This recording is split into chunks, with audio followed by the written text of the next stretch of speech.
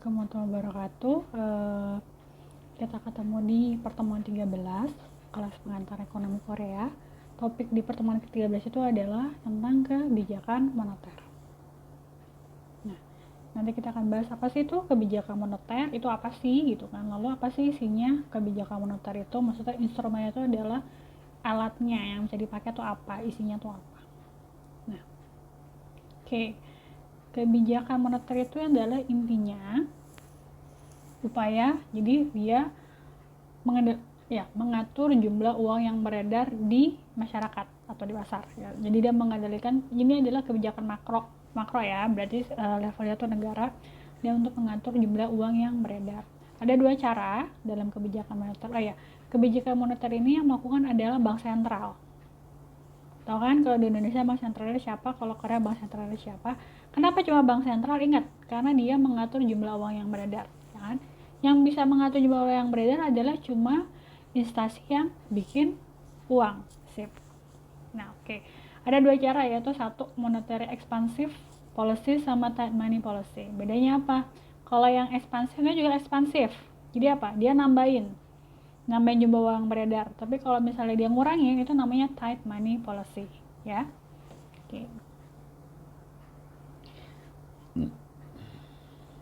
Nah, untuk instrumen kebijakan moneter sendiri ini ada 4 instrumen. Kalau ini kita Indonesia, nanti kalau Korea kita bahas di belakang.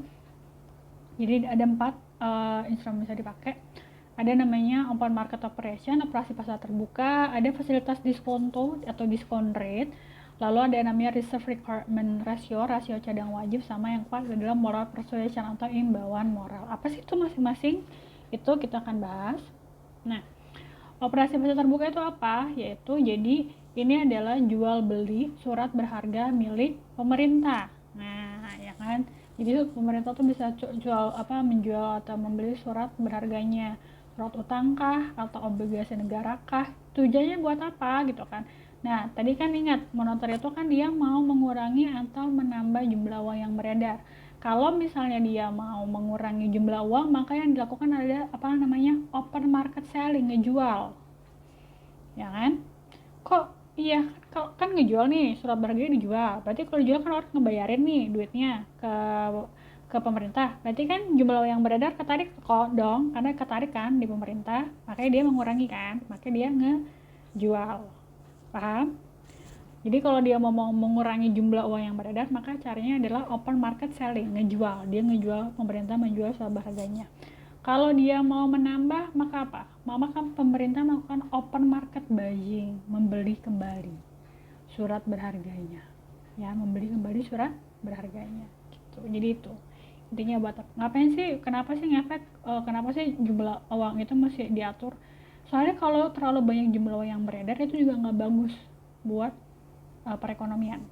Kenapa? Nanti jadinya inflasi yang pertama. Terus yang kedua, nilai istilah kata value dari uangnya itu bakal lebih rendah daripada nilai nominalnya. Jadi jangan sampai nilai nominal sama intrinsik ya, nilai belinya dia tuh, jadi kayak misalnya nanti jangan sampai harga uang 50.000 itu tapi berasa harga, meskipun kalian megang uang 50 ribuan itu cuma berasa kalian megang uang 5.000. Nah itu kenapa perlu diatur jumlah uang gitu ya. Nah, ini adalah surat berharga negara atau surat berharga yang ada di Indonesia. Jadi ini kita ngomongin Indonesia yang ini ya, SBN namanya, dibilangnya SBN atau surat berharga negara. Nah, kalau di Indonesia itu surat berharga itu dikeluarkan oleh pemerintah pusat ya, berarti kan sama pemerintah, yaitu di sini konteks berarti Bank Indonesia. Dia ada dua tipe, satu adanya namanya SUN, dua adalah SBSN. SUN itu adalah surat utang negara ya. Surat utang negara itu dibagi jadi dua, ada namanya SPN sama ON. SPN itu apa? Surat perbendaharaan negara. ON itu adalah obligasi negara. Kalau SPN itu dia jangka waktunya adalah 12 bulan dengan pembayaran bunga secara diskonto. Oke, apa sih nanya, apa sih Bu bunga diskonto? Pembayaran bunga diskonto itu apa sih? Nah, bunga diskonto itu modelnya gini. Jadi waktu kalian beli itu nilai nominalnya berapa? Misalnya pas beli itu harganya berapa? Oh, pas beli harganya 50.000. Nah, pada saat udah jatuh tempo, ini 50.000 ini harganya masih 50.000 atau berkurang atau itu sama dengan harga beli atau kurang dari harga beli. Nah, selisihnya itu disitulah terjadinya bunga. Oke, got it? Itu namanya nilai diskonto. Nah, juga ada namanya obligasi negara. Nah, kalau obligasi itu pasti dia lebih dari 12 bulan, lebih dari setahun ya, pembayaran bunga juga diskonto.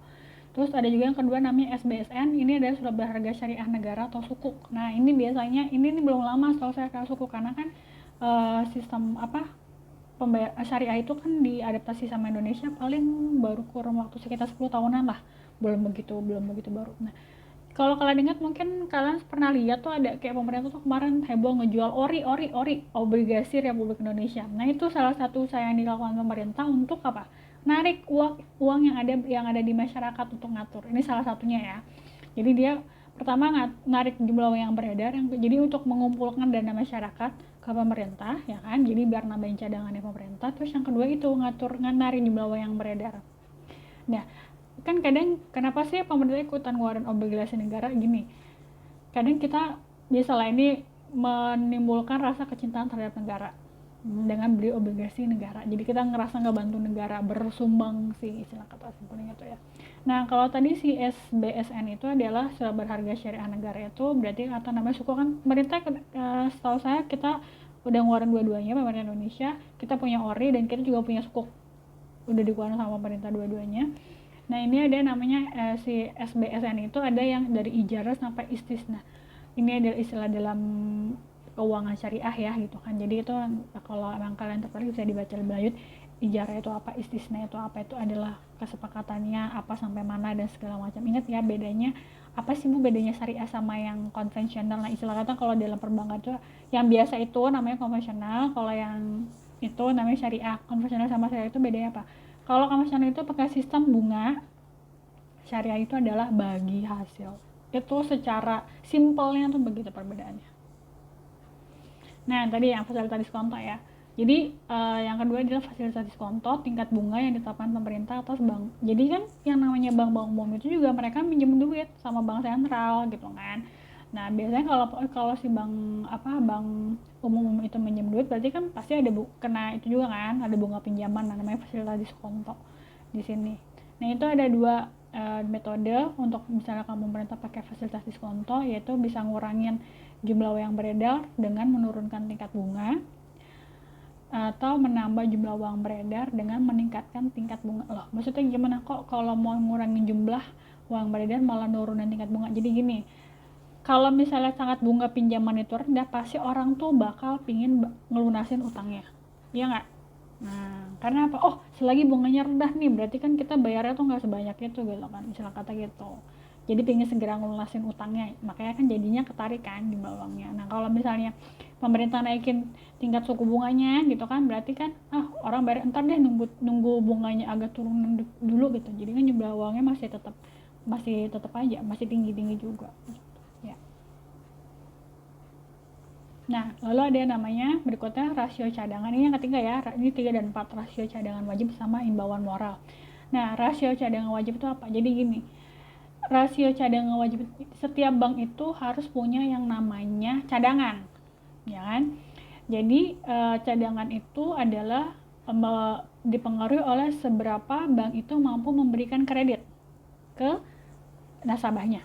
Nah, itu. Jadi ada minimum cadangannya wajib. Jadi misalnya gini, yang namanya cadangan itu misalnya gini, kredit ada batas minimumnya ya, berarti jadi gini, rata-rata setahu saya setiap bank itu minimal harus punya cadangan, berarti harus punya deposito nih, paling either dia depositonya ditaruh di bank sentral gitu kan, dengan ngebeli tadi si surat berharga itu, atau di itunya dia di kasnya atau di lemari besi, pokoknya paling enggak dia harus punya 35% atau 30 sampai 35% dari total kreditnya dia.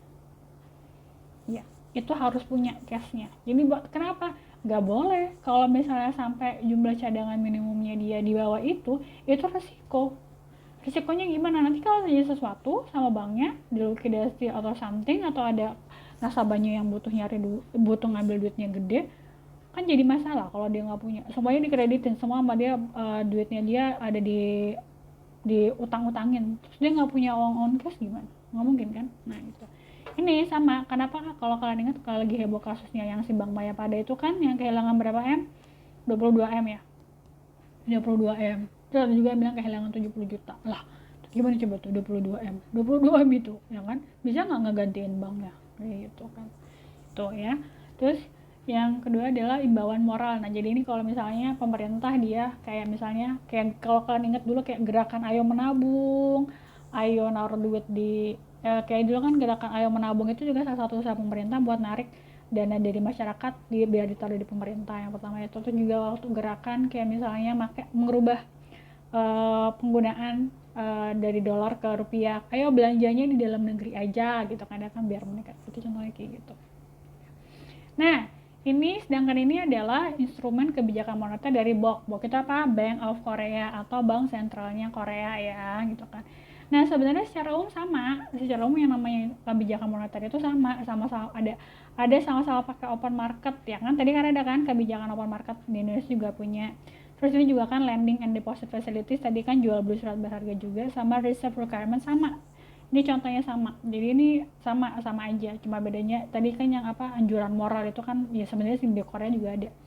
Jadi intinya secara instrumen itu akan sama, kebijakan moneter Korea sama Indonesia itu akan sama, paling cuma beda di ini aja, tools yang dipakai. Nah yang kalau di Korea itu sama, operasi pasar terbuka juga sama, tapi dia pakainya 3 ya. Kalau di Korea itu dia dilakukan dengan 3 cara. Satu, transaksi sekuritas. Kalian harus tahu bahwa transaksi pasar keuangan Korea itu lebih gede, secara perputaran dananya tuh udah lebih gede ketimbang Indonesia. Yang kedua, nah ini dia jual belinya yang dikeluarkan ini yang dikeluarkan oleh bank sentral ya. Berarti kalau tadi kan kalau kalau di Indonesia kan ada ORI, ada sukuk lah gitu kan, SPN lah gitu kan. Nah kalau di Korea itu namanya adalah MSBS, Monetary Stabilization Bond. Jadi bentuknya bond, obligasi ya gitu kan, menjual atau membeli si MSB itu yang dikeluarkan oleh si bank sentral. Kapan beli kapan jual sama ya dengan yang tadi yang dilakukan di Indonesia juga, open market sama market buying, open market buying atau open market selling. Nah ini nanti yang kedua adalah fasilitas pinjaman sama deposit yang dimiliki oleh bank sentral untuk bank komersialnya dia, itu nanti di slide selanjutnya. Terus juga yang ketiga, reserve requirement, sama ini adalah rasio cadangan wajib, nanti saya jelaskan juga. Nah ini bisa dilihat ya, jadi kalau Korea itu secara pinjaman dia tuh punya pinjamannya itu ada 4, ada namanya liquidity adjustment loan, ada bank intermediate lending support system, ada interday overdraft, ada special loan.